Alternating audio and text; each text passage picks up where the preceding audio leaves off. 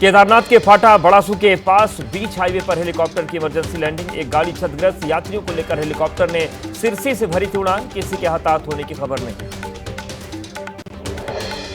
गुवाहाटी के रूपनगर इलाके में लैंडस्लाइड, मलबे में एक व्यक्ति के फंसे होने की आशंका। एनडीआरएफ, एसडीआरएफ, अग्निशमन के जवान मौके पर मौजूद। राहत और बचाव कार्य जारी। आज भी मध्य पूर्वोत्तर और दक्षिण भारत के कई हिस्सों में बारिश और आंधी तूफान की आशंका। असम में बाढ़ से अब तक 16 लोगों की मौत। लैंडस्लाइड की चपेट में आने से 5 और लोगों की मौत। राज्य के 19 जिलों में 5,60,000 से अधिक लोग प्रभावित। असम के मोरी गांव जिले में बाढ़ की स्थिति में धीरे धीरे सुधार। जिले के 64 गांव अभी भी बाढ़ से प्रभावित। ब्रह्मपुत्र नदी के बीच में स्थित मायूंग चापुरी गैसबारी इलाके में रहने वाले करीब 200 परिवार पानी से घिरे। असम में ब्रह्मपुत्र नदी का कहर। सोनितपुर में बाढ़ से पानी से बिगड़े हालात। निचले इलाकों में घरों में घुसा पानी, लोगों को भारी दिक्कतें। ऑपरेशन सिंदूर का आज 1 महीना पूरा। भारत ने 7 मई की रात को पाकिस्तान के 9 आतंकी ठिकानों पर किया था हमला।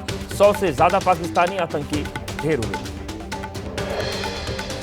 ऑपरेशन सिंदूर के 1 महीना पूरा होने पर बोले बीएसएफ के डीआईजी प्रभाकर जोशी। बीएसएफ के मन और दिल में एक ही बात थी कि किस तरह से पहलगाम हमले का जवाब दिया जाए। सुंदरबनी सेक्टर में पाकिस्तान को दिया था मुंहतोड़ जवाब। भारतीय वायुसेना ने 100 किलोमीटर अंदर तक घुसकर मारा। प्रयागराज की बेटी अनामिका शर्मा ने ऑपरेशन सिंदूर का झंडा लेकर बैंकॉक में 14,000 फीट की ऊंचाई से लगाई छलांग। सेना के शौर्य और पराक्रम को सैल्यूट करने के साथ ही नारी सशक्तिकरण का दिया संदेश। जम्मू के कटरा से यात्रियों को लेकर पहली बार रवाना हुई वंदे भारत एक्सप्रेस। यात्रियों में दिखा गजब का उत्साह। कल पीएम मोदी ने कटरा में वंदे भारत ट्रेन को दिखाई थी हरी झंडी। दुनिया के सबसे ऊंचे ब्रिज पर ट्रेन से सफर कर यात्रियों के खिले चेहरे। उत्तर प्रदेश के वाराणसी के एक परिवार ने पहली यात्रा को बनाया यादगार। कश्मीर जा रही पहली वंदे भारत ट्रेन में अपने 6 साल के बेटे का केक काटकर जन्मदिन मनाया। मंगलवार को छोड़कर सप्ताह के बाकी 6 दिन नियमित रूप से कटरा से श्रीनगर तक चलेगी ट्रेन। मुंबई की मीठी नदी की सफाई के भ्रष्टाचार के मामले में बढ़ सकती है बॉलीवुड एक्टर डीनो मोरिया की मुश्किल। ईडी ने बॉलीवुड अभिनेता डीनो मोरिया समेत 7-8 लोगों को भेजा समन। मुंबई पुलिस की ईओडब्ल्यू डीनो से 2 बार कर चुकी है पूछताछ। बकरीद के मौके पर बॉर्डर पर दिखा सौहार्द। भारत बांग्लादेश की सीमा पर दोनों देश के जवानों ने मिठाइयों का किया आदान प्रदान। देश में मनाया जा रहा है बकरीद का त्योहार। आगरा के ताजमहल के अंदर बड़ी संख्या में नमाजियों ने अदा की बकरीद की नमाज। देश में अमन चैन की दुआ मांगी गई। सुबह 7 बजे से 9 बजे तक 2 घंटे के लिए ताजमहल में निःशुल्क रखा गया था प्रवेश। मुस्लिम समुदाय के लोगों ने गले मिलकर एक दूसरे को बकरीद की बधाई दी। गाजियाबाद के एक मुस्लिम परिवार ने बकरे की जगह केक काटकर मनाई ईद। पूरे परिवार ने खाया ईद का केक। इको फ्रेंडली ईद का संदेश दिया। बकरीद पर पीडीपी प्रमुख महबूबा मुफ्ती ने लोगों को दी मुबारकबाद। साथ ही श्रीनगर की जामा मस्जिद में ताला लगाने का लगाया आरोप। बोली ये बहुत गलत था इस्लाम। हरिद्वार के ज्वालापुर इलाके में कड़ी सुरक्षा के बीच संपन्न हुई बकरीद की नमाज। मस्जिदों और ईदगाहों से दिया गया भाईचारे का संदेश। वाराणसी की मस्जिदों में पढ़ी गई नमाज। नमाज के दौरान प्रशासन रहा अलर्ट। ड्रोन से की गई मस्जिदों की निगरानी। यूपी के संभल में अदा की गई ईद उल अजहा की नमाज। मुस्लिमों ने की अमन चैन की दुआ। नमाज के दौरान पुलिस प्रशासन भी मुस्तैद। बकरीद को देखते हुए अयोध्या में भी कड़ी सुरक्षा। पुलिस ने किया फ्लैग मार्च। एसपी ने कहा लोगों को बताए गए सरकार के दिशा निर्देश। कुर्बानी से जुड़ी समस्याओं की भी ली गई जानकारी। बिहार में भी बकरीद को लेकर कड़ी सुरक्षा। सहरसा जिले में पुलिस ने निकाला फ्लैग मार्च। लोगों को सद्भाव के साथ पर्व मनाने की अपील। उत्तराखंड के हल्द्वानी में की गई कालू सिद्ध मंदिर के प्राण प्रतिष्ठा। कार्यक्रम में मुख्यमंत्री पुष्कर सिंह धामी हुए शामिल। 3 दिन तक चलेगा नई मूर्तियों के प्राण प्रतिष्ठा का कार्यक्रम। बिहार विधानसभा चुनाव के लिए एनडीए में सीट बंटवारे के फॉर्मूले पर मंथन जारी। सूत्रों से मिली जानकारी के मुताबिक 243 सीटों में से 102 और 103 पर जेडीयू, जबकि बीजेपी 101-102 पर चुनाव लड़ सकती है। चिराग की पार्टी को 25 से 28 सीटें और जीतन राम मांझी की पार्टी को मिल सकती है 6 से 7 सीट। आरएलएम के खाते में जा सकती हैं 4 से 5 सीटें। बिहार के हाजीपुर में सड़क हादसे का शिकार हुई तेजस्वी यादव के काफिले की कार तेज रफ्तार ट्रक ने टक्कर मारी। हादसे में तेजस्वी के सुरक्षाकर्मी घायल हुए। तेजस्वी ने जांच की मांग उठाई। तेजस्वी यादव के काफिले के साथ हुए हादसे पर जेडीयू प्रवक्ता अभिषेक झा ने कहा सड़क पर हादसा नहीं भी कहीं भी और किसी के साथ भी हो सकता है। बोले तेजस्वी यादव अलग नैरेटिव सेट करने की कोशिश कर रहे हैं। आरजेडी वाले ये चाहते हैं कि जब तेजस्वी यादव सड़क पर चले तो पूरे सड़क पर कोई दिखाई न दे। तेजस्वी यादव राहुल गांधी पर केंद्रीय मंत्री गिरिराज सिंह ने बोला सियासी हमला, कहा कुछ लोग बिहार का माहौल खराब करने की कोशिश कर रहे हैं, लोग लालू यादव से भयभीत हैं।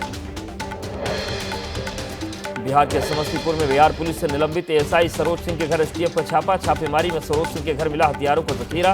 पुलिस ने 1 crore 40 lakh cash, INSAS rifle AK-47, 70 गोलियां और 4 मैगजीन बरामद। मुख्यमंत्री रेखा गुप्ता को जान से मारने की धमकी देने वाला व्यक्ति दिल्ली पुलिस की स्पेशल सेल ने किया गिरफ्तार। श्लोक त्रिपाठी नाम के व्यक्ति ने शराब के नशे में किया था कॉल।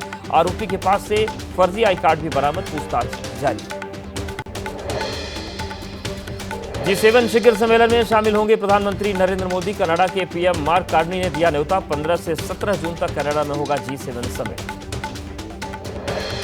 टीएमसी चुनाव से पहले राज ठाकरे को बड़ा झटका। एमएनएस के एकमात्र पूर्व पार्षद संजय तुर्डे ने छोड़ा साथ। सोमवार को शिवसेना के शिंदे गुट में शामिल होने की अटकलें। महाराष्ट्र के गिरगांव इलाके में पोस्टर लगाकर राज और उद्धव ठाकरे के एक साथ आने की अपील। पोस्टर में लिखा मराठी लोगों को बचाएं। 8 करोड़ मराठी लोग बेसब्री से दोनों के एक साथ आने का इंतजार कर रहे हैं। उद्धव ठाकरे के चचेरे भाई राज ठाकरे के साथ आने के दिए संकेत, का हमारे और उनके मन में कोई भ्रम नहीं है, हम कोई संदेश नहीं सीधे खबर दें। महाराष्ट्र में बीजेपी विधायक राम कदम ने राहुल गांधी को बताया फेल। छात्र, कहा लोकसभा में जीते थे तो ईवीएम ठीक थी, महाराष्ट्र में खराब हो गई। बोले राहुल की बचकाना हरकत की वजह से हारती है कांग्रेस। बेंगलुरु भगदड़ मामले पर कार्रवाई जारी। खुफिया विभाग के डीजी हेमंत निम्बालकर का किया गया ट्रांसफर। इससे पहले पुलिस कमिश्नर समेत कई बड़े अधिकारियों पर गिरी थी गाज। उत्तराखंड के टिहरी में एक होटल की 6ठी मंजिल पर लगी भीषण आग। फायर ब्रिगेड के कर्मियों ने फौरन मौके पर पहुंचकर 10 कमरों को कराया खाली। लपटों के बीच फंसे एक होटल में काम करने वाले कर्मचारी को सुरक्षित बाहर निकाला गया। यूपी के सहारनपुर के ट्रेड फेयर में भड़की चिंगारी। आग में जलकर खाक हुई मेले की लगी दुकानें। आग लगने के कारण अभी स्पष्ट नहीं, पुलिस प्रशासन जांच में जुटा। यूपी के अमरोहा में इन्वर्टर के गोदाम में लगी भीषण आग। शॉर्ट सर्किट बताया जा रहा हादसे का कारण। दमकल विभाग की टीम ने आग पर काबू पाया। यूपी के बागपत के बंतला इलाके में पलटी दूध लेकर जा रही गाड़ी। सूचना मिलते ही दूध भरने के लिए बाल्टियां और बर्तन लेकर पहुंचे ढिकोली गांव के लोग। जमकर हुई दूध की लूट। देश में पिछले 24 घंटे में कोरोना के 498 नए केस सामने आए। 4 लोगों की मौत। एक्टिव मरीजों की संख्या 5364। अब तक कुल 55 लोगों की जान ले चुका है कोरोना। केरल में कोरोना के सबसे ज्यादा 1679 मरीज। गुजरात में 615, पश्चिम बंगाल में 596, दिल्ली में 592, महाराष्ट्र में कोरोना के 548 एक्टिव केस। देश की राजधानी दिल्ली में डराने लगा कोरोना। पिछले 24 घंटे में 30 नए मामले दर्ज हुए, जिसके बाद एक्टिव मरीजों की संख्या बढ़कर हुई 592। नोएडा में तेजी से फैल रहा कोरोना वायरस। पिछले 24 घंटे में 32 लोगों को संक्रमण की पुष्टि। नोएडा में कोरोना के कुल 190 एक्टिव केस। रिलायंस इंडस्ट्रीज के चेयरमैन और एमडी मुकेश अंबानी ने मुंबई स्थित इंस्टीट्यूट ऑफ केमिकल टेक्नोलॉजी को बिना शर्त 151 करोड़ रुपए देने की घोषणा की। 1970 में इसी इंस्टीट्यूट से ग्रेजुएट हुए थे मुकेश अंबानी। मुंबई में फिल्म निर्माता मनीष गुप्ता ने अपने ड्राइवर को मारा चाकू। जानकारी के मुताबिक ड्राइवर ने मनीष गुप्ता से मांगा था बकाया पैसा। इसी बात से नाराज मनीष गुप्ता ने चाकू से हमला कर दिया। वर्सोवा पुलिस स्टेशन में मनीष गुप्ता पर दर्ज किया गया केस। बिहार के नालंदा में पत्नी की हत्या करने के बाद पति ने भी की आत्महत्या। मानसिक रूप से बीमार बताया जा रहा है पति। मामले की जांच में जुटी पुलिस। राजस्थान के कोटा में आईसीआईसीआई बैंक की श्री रामनगर शाखा में बड़ा फ्रॉड। ग्राहकों के साथ 4 करोड़ 58 लाख रुपए की धोखाधड़ी का मामला सामने आया। बैंक की तत्कालीन रिलेशनशिप मैनेजर साक्षी गुप्ता को पुलिस ने गिरफ्तार किया। 41 ग्राहकों का मोबाइल नंबर बदलकर 110 से अधिक खातों से पैसे उड़ाने का आरोप। यूपी के लखीमपुर में ज्वेलरी और कैश लेकर फरार हुई लुटेरी दुल्हन। पहली पत्नी की मौत के बाद राजेंद्र ने की थी दूसरी शादी। शादी के हफ्ते बाद ही पति और बच्चों को नशीला पदार्थ पिलाकर फरार हो गई। यूपी के मथुरा में वृंदावन पुलिस ने बांके बिहारी मंदिर में दर्शन कराने वाले 2 बाउंसर्स को गिरफ्तार किया है। मंदिर में आसानी से दर्शन कराने का वादा कर लोगों से ऐंठते थे पैसे। रायपुर में तोमर ब्रदर्स के सूटखोरी के काले कारोबार पर पुलिस का शिकंजा। घर से बड़ी मात्रा में कैश, सोना, बंदूक और कारतूस बरामद। कभी अंडे का ठेला लगाते थे हिस्ट्री शीटर करोड़पति। रायपुर में तोमर ब्रदर्स पर कार्रवाई। दोनों भाई चलाते थे सूटखोरी का कारोबार।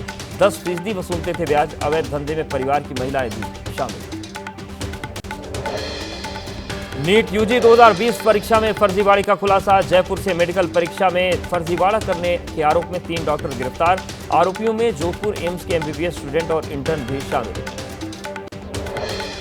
यूपी के मुजफ्फरनगर में पकड़े गए साइबर ठगों के गिरोह का चीन कनेक्शन सामने आया है। संयुक्त अरब अमीरात से मिला लिंक, चीन से मिल रहा था साइबर ठगों को निर्देश। देश में चलाए जा रहे एंटी नक्सल ऑपरेशन में मिली बड़ी सफलता। गढ़चिरौली में 12 नक्सलियों ने किया सरेंडर। सीएम फडणवीस की मौजूदगी में डाले हथियार। यूपी के मुजफ्फरनगर में पकड़े गए साइबर ठगों के गिरोह का चीन कनेक्शन सामने आया। संयुक्त अरब अमीरात से मिला लिंक, चीन से मिल रहा था साइबर ठगों को निर्देश।